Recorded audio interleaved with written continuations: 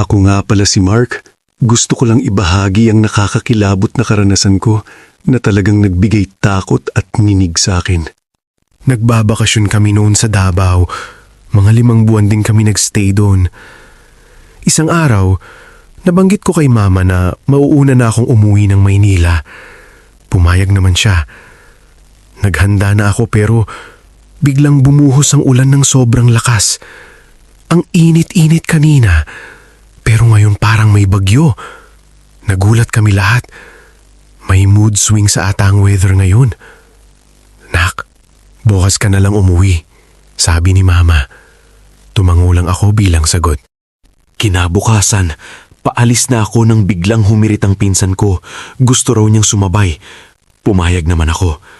Sa biyahe, napansin kong ang bilis ng bus, parang wala ng preno.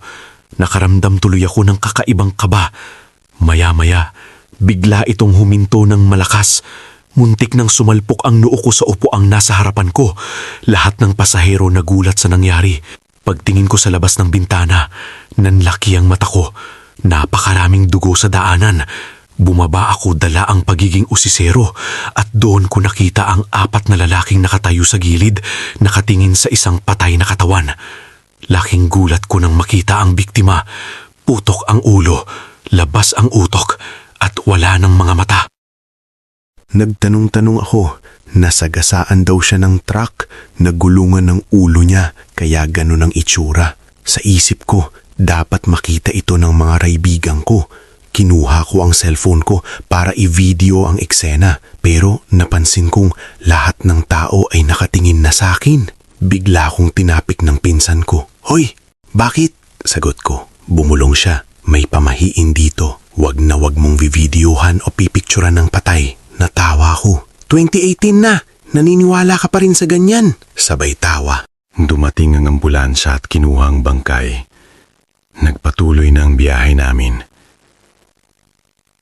Sa kalagitnaan ng biyahe, biglang nagring ang cellphone ko. Akala ko si Mama. Pero nang tingnan ko, walang pangalan, number lang. Sinagot ko. "Hello?" Walang sagot. "Hello?" Wala pa rin. Binaba ko na lang at umitlip. Pagdating namin sa Maynila, sumakay ulit kami ng bus para makauwi sa mismong lugar namin.